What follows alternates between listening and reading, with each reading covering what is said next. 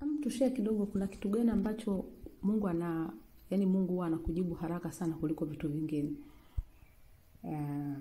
Unajua inapokuja swala la kumuomba Mungu, huwa tunakuwa tunabagua vya kumuomba. Tunasubiri mpaka mambo yakiwa magumu ndio unamuomba. Au ukishakwama ndio unamuomba. Yani nimejengea kumuomba Mungu kwa kila kitu. Either niwe nakiweza, niwe sikiweza, hata kama ndio najua naenda kukifanya, lakini huwa kwanza naenda kumuomba Mungu. Hii imenijengea uzoefu wa kuwa siwezi kufanya kitu bila kumuomba Mungu. Hata hapa ninavyopaka sela mimi nimemuomba Mungu. Kwa hiyo amekuwa akinijibu haraka. Kuna vitu ambavyo amekuwa akinijibu haraka sana sana sana ambavyo nitashare na wewe. Unajua katika maisha haya ya binadamu wote huwa tunaomba mambo mazuri, na vile vile katika kuomba mambo mazuri huwa tunamuuliza Mungu kitu gani ambacho hakiko sahihi kwangu. Leo ngoja nikupe story.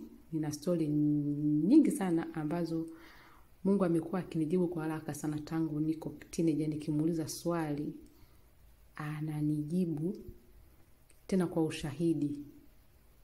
Yaani haichukui laundi, ananijibu kwa ushahidi. Kwa ila muda ambao huwa anakuwa anamuuliza swali au namuomba permission ya kitu fulani, nakuwa nikishamaliza kuomba nasahau, yani naendelea na issue zingine, nakuwa nasahau kama nimemuomba kile kitu.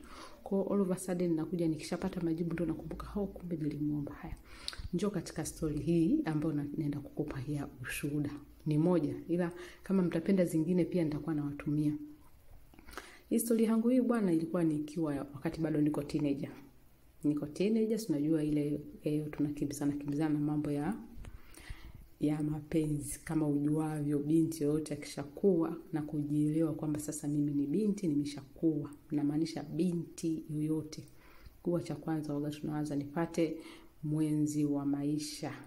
Huwa hatuwazi kwamba nitachelewa, nipate mtu anichezee kwanza ndio nije nipate mwenzi wa maisha, na huwa tunawaza tu ya kwamba nipate mtu ambaye nipenda milele na milele. Yaani wakati tunataka ile first love ndio hiyo ya forever. Yes. Sasa katika maushuhuda yangu haya mimi bwana, Mungu amewahi kunionyesha mara nyingi sana na kila saa ninayokuwa naiona huwa sipuuzi. Kwa hiyo naendelea kumpenda Mungu kwa kweli. Twende kwenye story. Mimi nimekuwa nikimtegemea Mungu, nikimuomba Mungu kwa kila kitu, hata kwa vitu ambavyo havina maana. Basi nilikutana na mkaka mmoja. Huyo mkaka tulipendana, kizungu tunaweza kusema we like each other. Basi tukaanza mahusiano. Sasa kipindi hicho kama unajua hatakuwa na simu. Sio kwamba hatakuwa na simu. Ni kadiri ya jinsi ambavyo mmelelewa kwenye familia yenu. Sisi hauwezi kununuliwa simu mpaka upate maliza shule, fanya kazi ndio upate mshahara ununue simu yako. Basi na kipindi hicho imagine tulikuwa tunaonana kwa appointment. Yaani tunaonana kwa appointment kwamba siku fulani lazima tuonane, au hata kama ni kila siku, lakini hakuna ile kwamba baada ya pale, yaani mnapeana muda kwamba ukishaenda nyumbani hakuna cha kuchat kwenye simu, sijui umefika, sijui unajipa muda mwenyewe.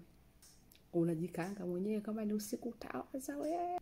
Katika ile kufahamiana akawa amenielekeza kwamba mimi nakaa sehemu fulani. Kwake hapakuwa mbali na pale nilipokuwa yani na njia ambayo nilikuwa napita naenda kazini na kurudi naenda nyumbani. Of course nyumbani palikuwa ni mbali kwa sababu nilikuwa nikitoka kazini napita ile sehemu ambapo ndio kwao. Alafu ndio naenda kupanda gari naenda nyumbani.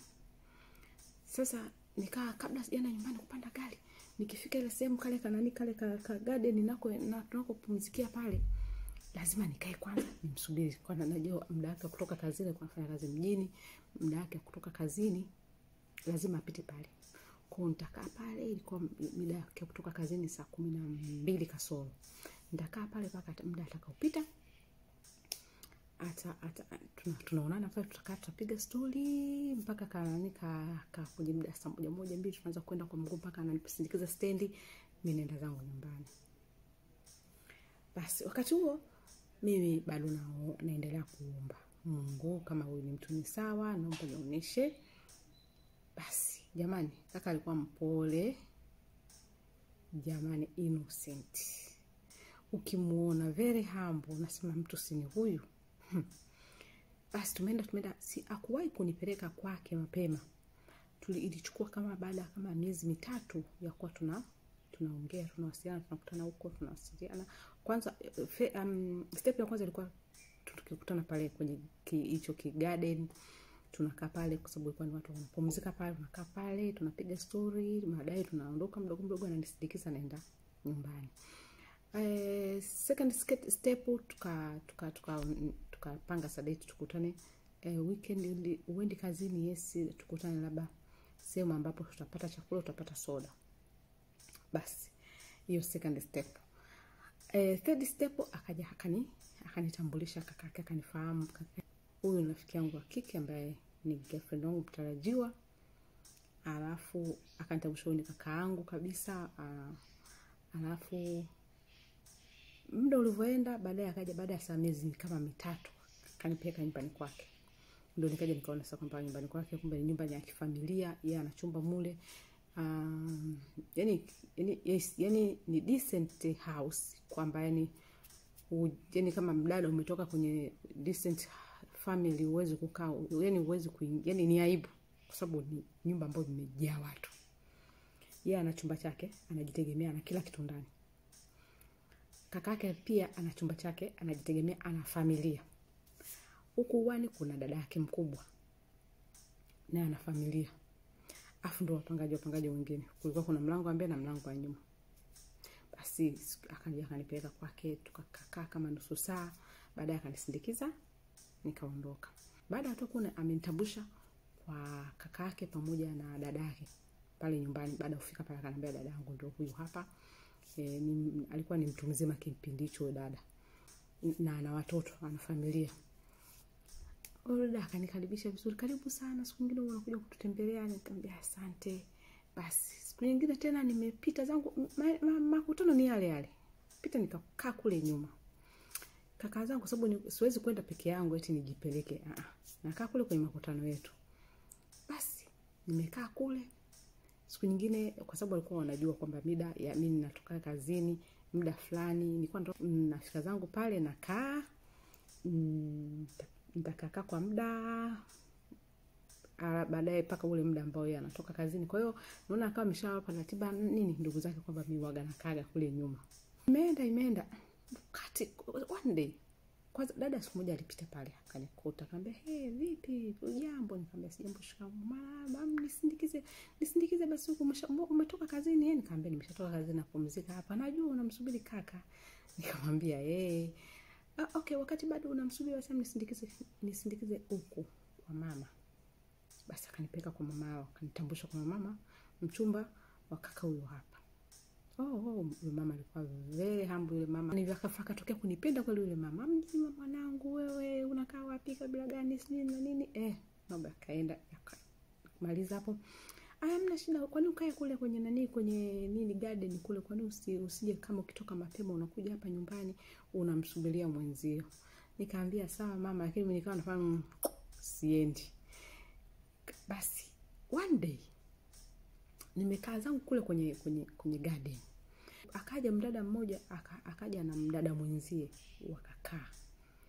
wakakaa kidogo, akanipa ka distance ila sio mbali sana. Akawa wanaongea. Sasa sikujali walikuwa wanaongea kitu gani, ila jinsi zinavyoenda stories zinazokuwa zinaenda nikaomba mbona kama niko interest vile. Wakati naendelea na issue zangu pale, nimekaa tu nimeinama hivi. Ule dada akasema namsubiria hapa. Alafu nasikia siku hizi kuna kamdada amekapata.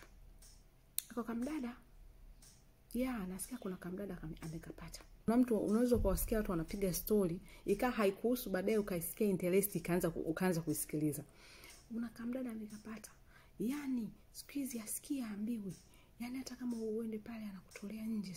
Basi yule dada yule mwingine akamwambiaje, wewe kwani huyo mdada unamjua sura? Ushawahi kumuona? Akasema hapana, kuna watu wameshaniambia kwamba ashaleta pale mdada. Wapangaji wenzie, wapangaji pale walimwambia ameshaleta pale mdada. Nasikia familia nzima imempenda huyo mdada, ndio nasikia sio anataka kumuoa. Sio kwenye macho yangu mimi, nitafanya kila juu chini. Geuka kumwangalia yule dada, nikamuona ana mimba. Afu mdada ni mzuri tu. Nikawa interested. Nikasogea, nikaingilia story. Nikamwambia, jamani, ila wakaka, kwa hiyo mimba ni ya kwake.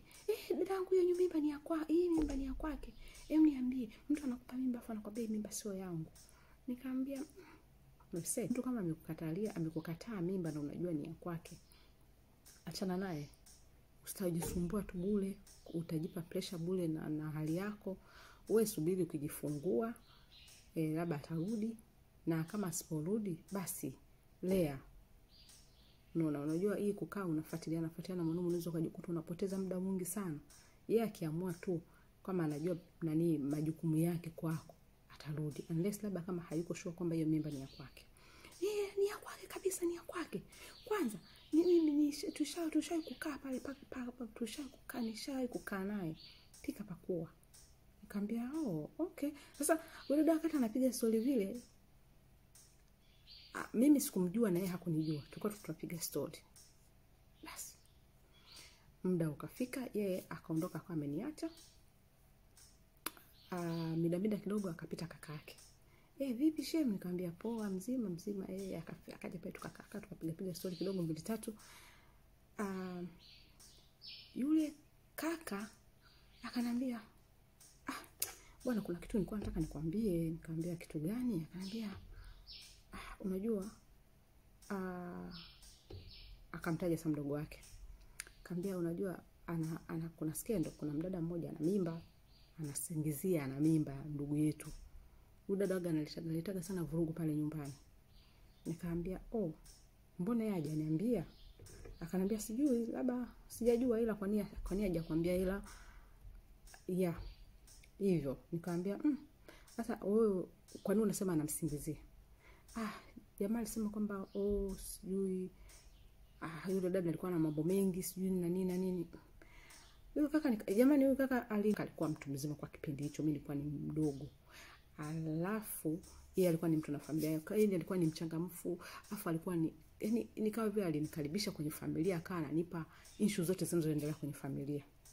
Unaona, kwa hiyo ukiona hichi usije ukashangaa, ukifanya hivi usije ukashangaa, mke wangu yani hivyo. Basi mimi baada ya kuwa nimeambiwa vile, nikasubiria mlengo akuniambia kitu. Basi sasa siku moja siku nyingine tena sasa niko pale nimekaa, akaja tena yule dada pale. Akaja yule dada. Akasema, vipi dada, tumekutana kwa mara nyingine tena. Nikamwambia, fresh, mzima, unaendeleaje? Fresh tu. Alikuwa tena na yule dada mwingine.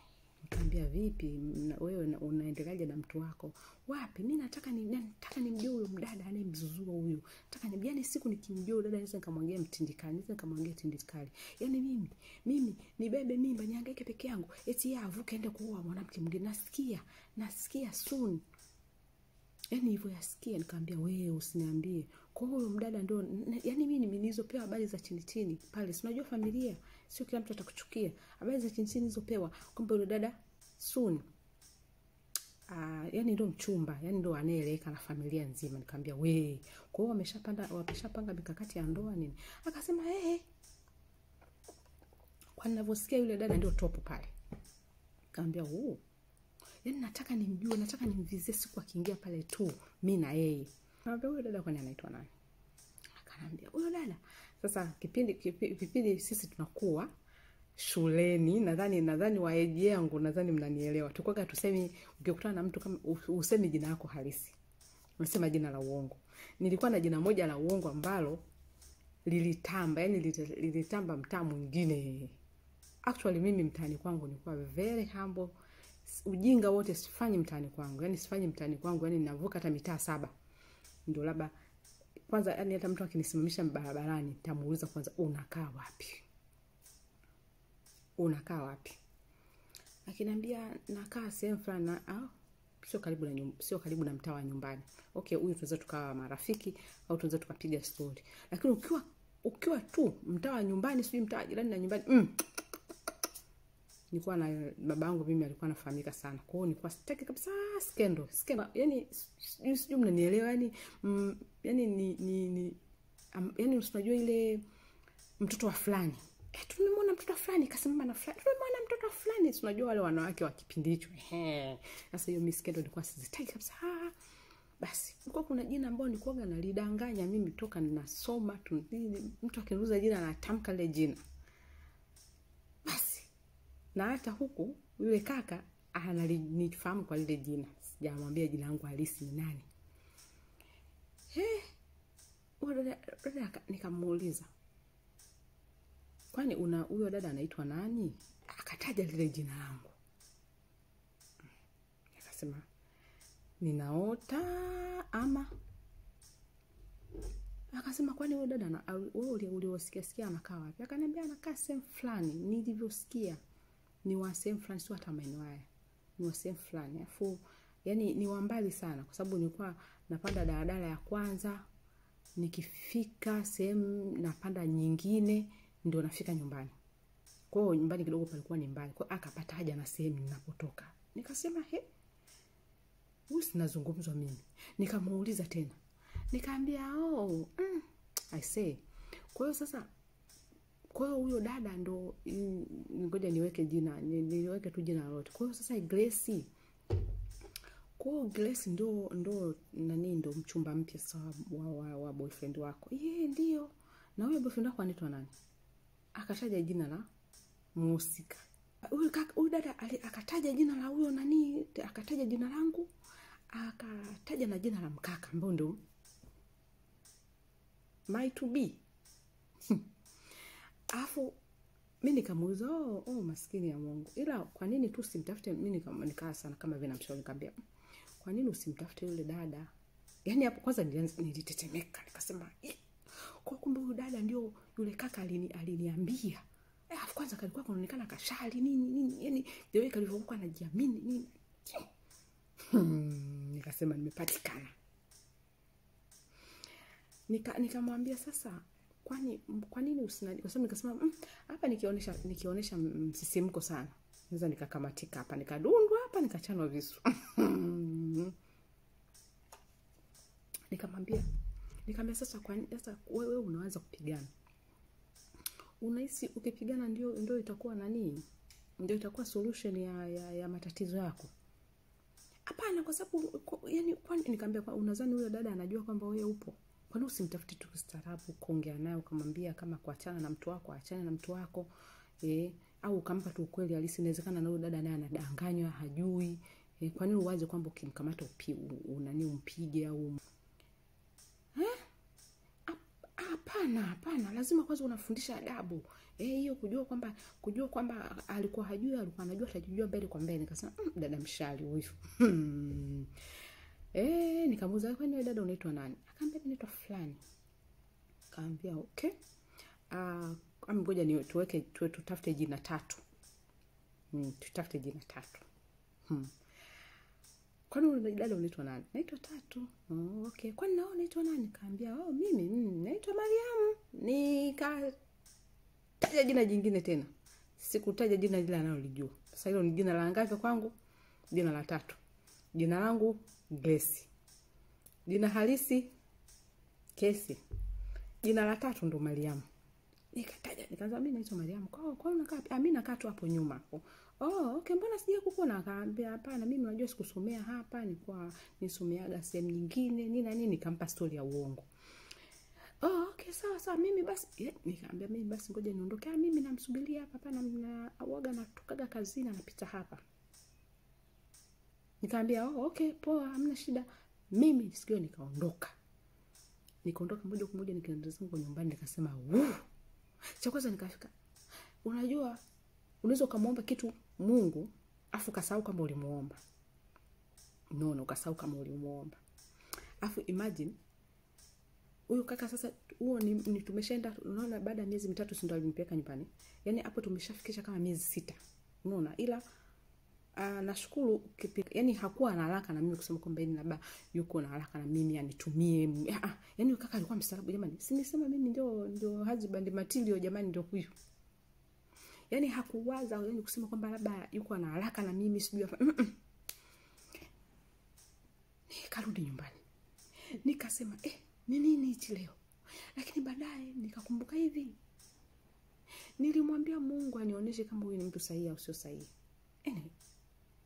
Sasa kama sio sahihi au ni sahihi, haya anaingilianaje ya mimi kukutana na huyu mdada? Alafu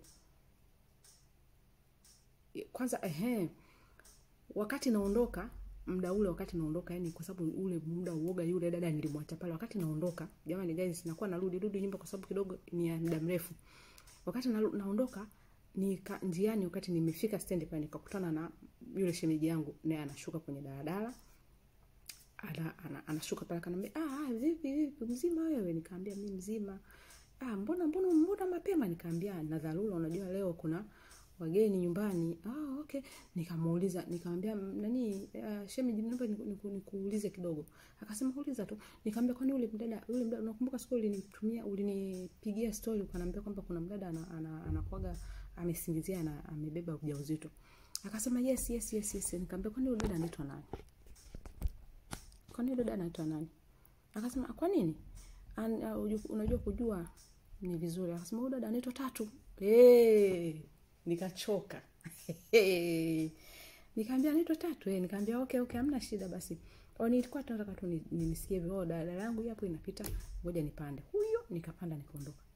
I say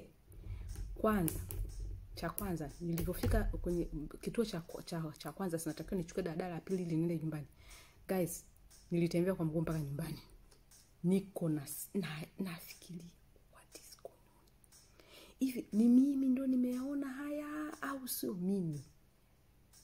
How come naletewa kila kitu kinaletwa hapo hadharani bila hata kusimuliwa, bila nini? Yaani nijikuta nimetembea taratibu. Unajua ukiwa na stress unaweza kujikuta unafanya kitu ambacho hata ukitegemea. Nilitembea umbali mrefu pasipo kujua kama nimetembea. Nikafika mpaka nyumbani. Kufika nikamaliza kazi zangu, nikataka tu niende kitandani mapema nianze kuyachuja vizuri. Nikafika kwanza chumbani nikaomba. Baada ya kumaliza kuomba ndo nikaanza sasa kutafakari. Hii inamaanisha nini? Nilimwomba Mungu yes. Mungu anamaanisha nini? Kwani kumwomba Mungu mwanaume sahihi na mimi kugundua kwamba huyu ana mtu amempa mimba, kuna mwingiliano gani? Anaweza kama amempa mimba na ampendi. Yani katika ile kuwaza nikaingia tena kwenye magoti nikasema nikiwa na question nyingi narudi na kwenye magoti naomba. Naambia Bwana Mungu niambie hichi nilichokiona au ninachopitia kama ndio jibu kutoka kwa mnomba lisawazishe uniambie. Sitaki mafumbo. Kweli baada ya kusema amina, baadaye kidogo kesho yake asubuhi nikasikia sauti inaniambia kwamba shida sio kumbebesha dada mimba, shida ni uongo. Kwa nini asikwambie? Na ikumbuke hapo tuko karibia na miezi 6 tumefahamiana. Kwa nini asiniambie? Kwa nini asiniambie kwamba hii situation ni hii na hii? Hakuwahi kuniambia. Anyway, tuseme alikuwa anaogopa. Nikasema anyway, kwa sababu nimeshapata jibu kwamba ni muongo. Okay? Hii swala angeniambia. Yes, angeniambia. Baada kama siku ngapi tukapanga tena tukaonana. Sasa this time sikutaka tena kuonana na kukaa kwenye ile sehemu kwa sababu nilikuwa nishajua kabisa kwamba hapa sasa ni hatari.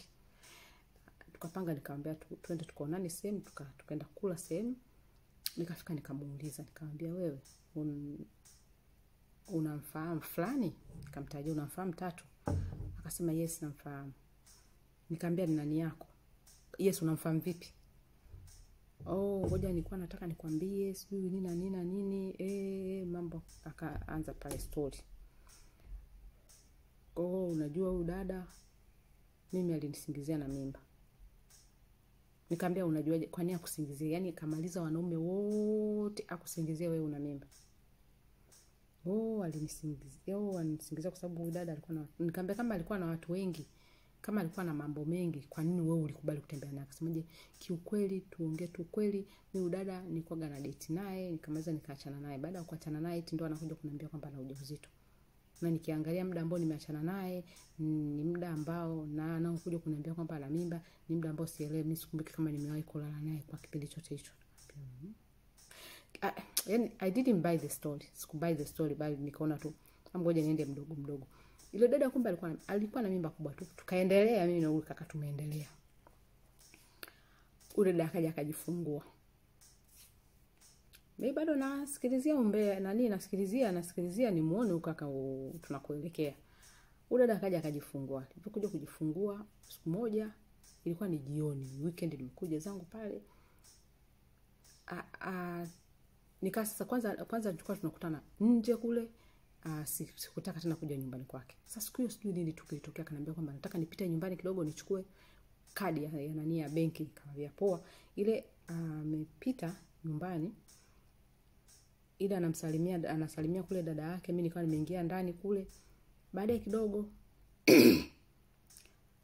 mtoto akaja kugonga kwenye mlango. Akafungua, akasema nani? Akasema kuna mgeni nje anakuita. Nikamwambia mgeni akasema mgeni akatoka. Nikamuuliza mtoto mgeni nani? Mwambie aje ndani. Amesema haje ndani. Kaka akatoka nje. Alipotoka nje na mimi nikatoka kwa sababu tulikuwa tunaondoka, na mimi nikatoka. Kumwona yule dada ameleta mtoto, anakuja na mtoto. Jamani, yule mtoto anafanana na yule kaka. Anafanana na yule kaka.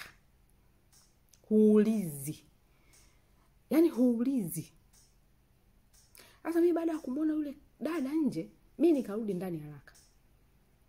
Niliporudi ndani haraka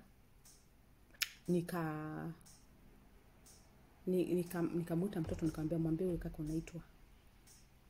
Sasa alimwambia yule kaka anaitwa, yule kaka alikuwa mbeba mtoto akaja naye ndani. Unaona? Kwa hiyo yule dada mimi hakuniona. Akaja naye yule mtoto ndani. Nikamwambia papa, nikamwambia wewe ulikuwa unasema mtoto sio wako. Mbona mtoto tunataka tukapime DNA? Nikamwambia wewe.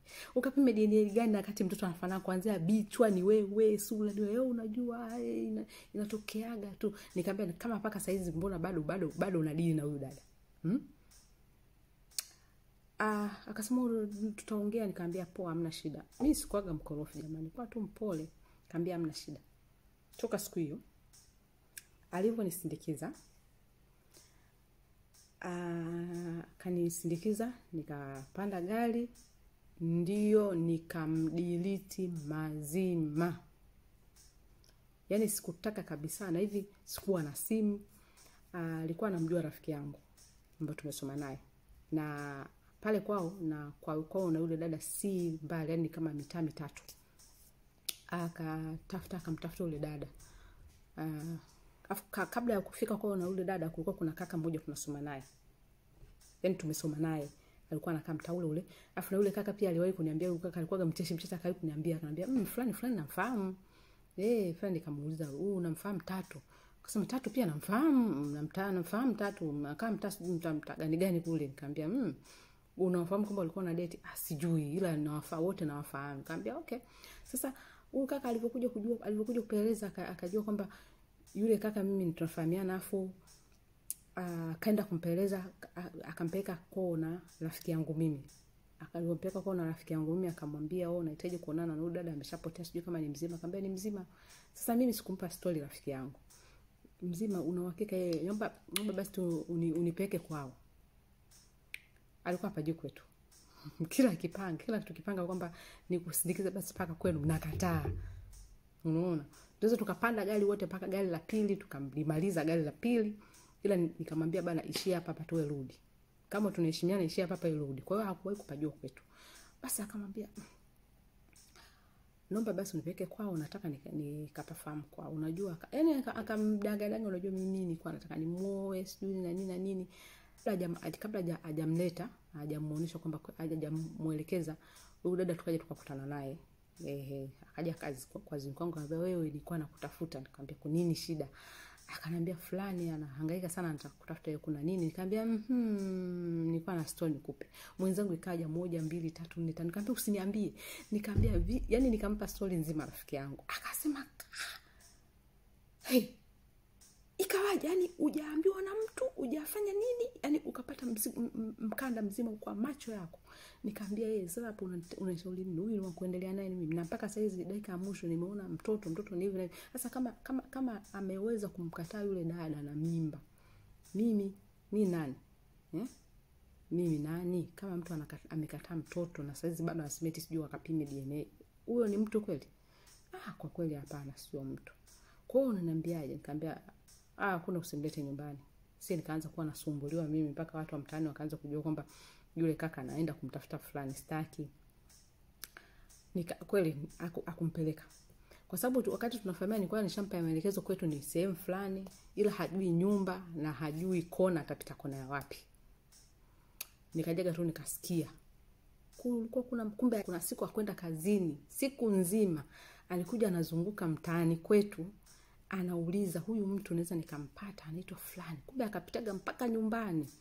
Akamkuta mamangu mdogo yuko nje, akamsalimia, akasema samahani naulizia kuna dada mmoja anaitwa Grace.